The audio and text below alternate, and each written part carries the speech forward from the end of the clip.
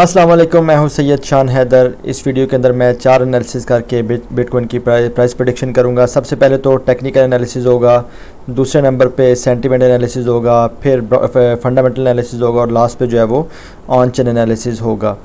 तो सबसे पहले अगर हम बिटकॉइन के टेक्निकल चार्ट की तरफ देखें तो बिटकॉइन इस टाइम जो है वो 31,300 के पास जो है वो ट्रेड कर रहा है।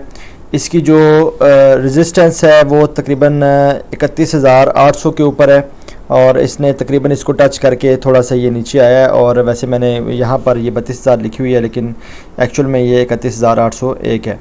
तो ये रेजिस्टेंस क्यों है? क्योंकि यहाँ पर आप देखें ये जो मंथली कैंडल है पिछले महीने की वो यहाँ पर क्लोज़ हुई थी इस प्राइस पे, तो ये एक रेजिस्टेंस बन चुकी है। मेरे ख्याल से इसको क्रॉस करने के लिए इसको मुश्किलात का सामना करना पड़ सकता है। इस तरह अगर हम वीकली कैंडल की तरफ देखें तो वीकली कैंडल जो है वो उसने इन्वर्टेड हैमर बनाया है। यहाँ पर इतना अच्छा इन्वर्टेड हैमर तो नहीं है लेकिन फिर भी हम कह सकते हैं कि ये इन्वर्टेड हैमर है।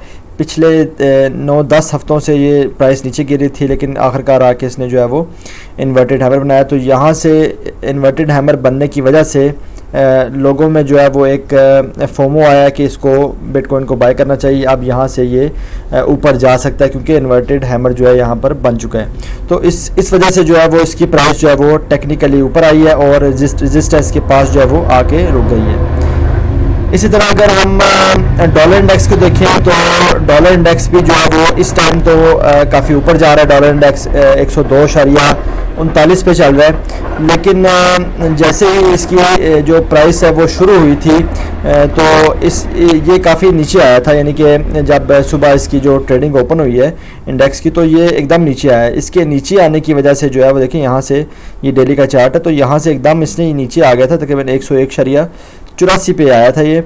तो इसके नीचे आने की वजह से भी जो है वो बिटकॉइन की प्राइस जो है वो ऊपर आ गई है ना। मैंने आपको कहा था कि इस पे लाजमी नज़र रखिएगा कि ये इसकी प्राइस जो है वो अगर नीचे गिरी तो बिटकॉइन की प्राइस जो है वो ऊपर आ सकती है।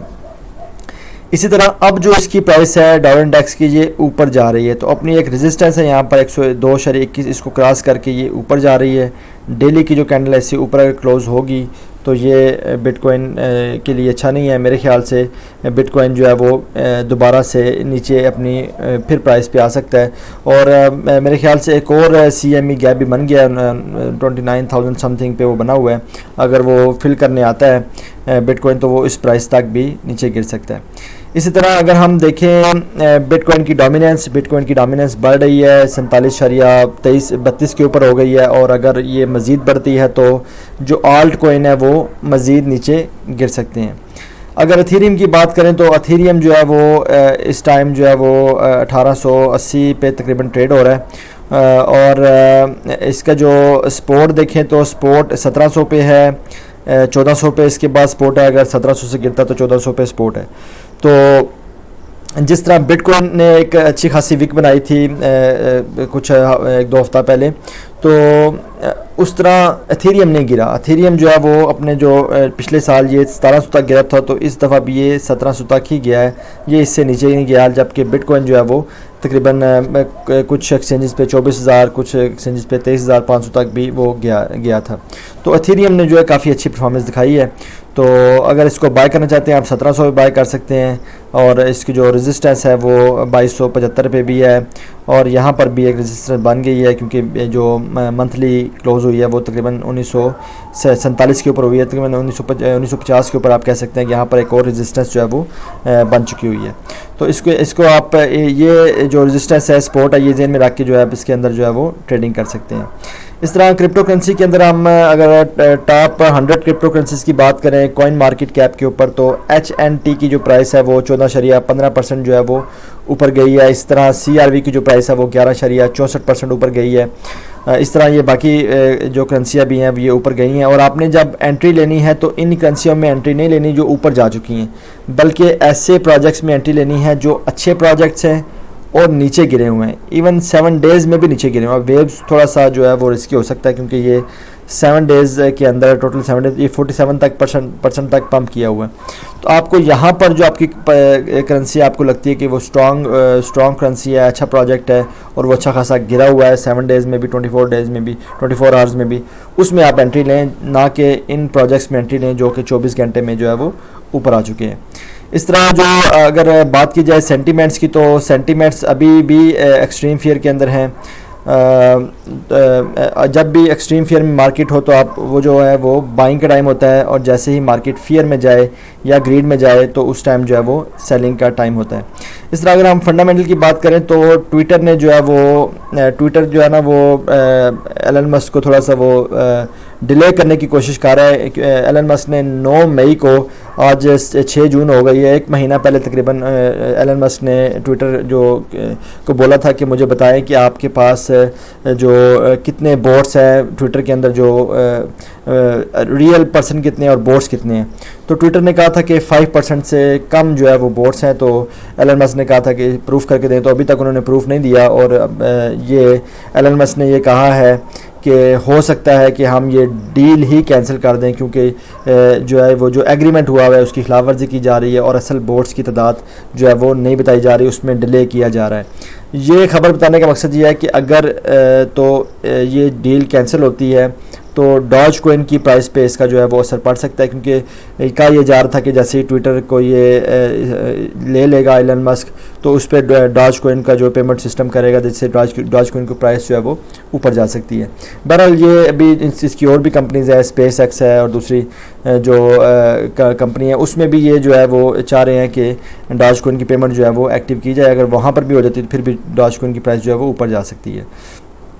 इस तरह अगर हम अगली न्यूज़ की तरफ देखें तो ये स्टेप इन है, काफ़ी पॉपुलर ऐप है, मूव टू अर्न है, आप चल के या जॉगिंग करके जो है पैसे कमा सकते हैं। तो इन्होंने अपग्रेड की थी, इन पे काफ़ी बोट्स आए हुए थे जो भागे बगैर ही पैसे कमा रहे थे, तो उन्होंने कोई सिस्टम लगाए हुए थे। तो उन्होंने एक अपग्रेड किया जिसमें उन्होंने एंटी बोट सिस्टम लगाया और एंटी चीटिंग सिस्टम इन्होंने लगाया। लेकिन जैसे ही इन्होंने अपग्रेड किया तो इन पे और DDoS अटैक जो है वो शुरू हो गए, यानी कि हैकिंग अटैक को जो है वो प्रॉब्लम आ रही है जो है वो इसके अटैक की वजह से इसको ऑनलाइन होने में, प्ले करने में। तो अभी उन्होंने जो है वो लेकिन इसका ये हुआ है कि इसकी टोकन की प्राइस ख़ास नहीं गिरी, इसकी टोकन की प्राइस जो है वो काफ़ी स्टेबल है अटैक होने के बावजूद भी। तो अगर आप ये गेम प्ले कर रहे हैं तो आप ज़रा मोहतात हो जाएं, क्योंकि इस पर जो है वो मज़ीद भी अटैकिंग के चांस हो सकते हैं। तो जब तक ये फ़िक्स नहीं करते तब तक जो है वो आप इसको लाजमी एहतियात से प्ले करें इसको। दूसरे इससे अगली खबर ये है कि जो बाइनेंस है, इन्होंने जो केक कॉइन है, पैनकेक स्वैप जो इनके कॉइन है, ये पैनकेक स्वैप इनका जो टोकन है, जो BSC चेन के ऊपर टोकन होते हैं उनको आप स्वैप कर सकते हैं BNB के ज़रिए। दूसरे जो टोकन है वो जो होते हैं BSC चेन पे, उस पर आप स्वैपिंग कर सकते हैं केक पैनकेक स्वैप के ज़रिए। तो इन्होंने केक जो इस प्रोजेक्ट है इसके ऊपर भी इन्होंने इन्वेस्टमेंट किया बाइनेंस ने। तो इसकी वजह से इन्वेस्टमेंट करने की वजह से जो केक की जो प्राइस है वो तकरीबन 10% जो है वो ऊपर आ गई है। तो मैं उम्मीद कर रहा हूँ कि ये जो इन्होंने पार्टनरशिप की है या जो इन्होंने इन्वेस्टमेंट की है, ये ऐसे ही इन्वेस्टमेंट नहीं कर देते किसी प्रोजेक्ट के अंदर। ये अच्छा खासा सोच समझ के किसी प्रोजेक्ट में एंट्री देते हैं, इन्वेस्टमेंट करते हैं। तो मेरे ख्याल से जो केक की प्राइस है ये 2024-25 तक जो है वो अच्छी खासी जो है इसमें जो है वो अपवर्ड जो है वो इसकी प्राइस जा सकती है। लेकिन देखते हैं कितने। मैंने तो सोचा हुआ है कि $100 इसकी कम से कम प्राइस आएगी। तो मैंने जो केक लिए हुए हैं, स्टेक किए हुए हैं, आप केक स्टेक भी कर सकते हैं, लॉक कर सकते हैं, इवन 1 ईयर के लिए आपको अच्छा खासा उसमें से प्रॉफिट जो है वो मिल सकता है। तो मैं तो जब 100 पे प्राइस आएगी मैं तब इसको सेल करूँगा।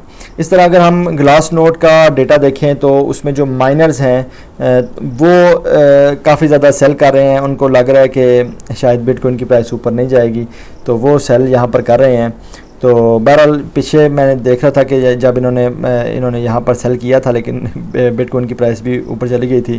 तो कन्फर्म इनको भी नहीं होता, इनको भी पता नहीं होता कि प्राइस ऊपर जाएगी या नहीं जाएगी। लेकिन उनका इस टाइम जो है डिसबिलीव है कि बिटकॉइन की प्राइस ऊपर जाएगी, इसलिए वो जो है वो जैसे ही उनको रिवार्ड मिलता है वो फ़ौरन से माइनिंग करके इसको सेल कर देते हैं। उम्मीद है आपको आज की वीडियो पसंद आई होगी। कल तक के लिए अल्लाह हाफिज़, अस्सलाम वालेकुम।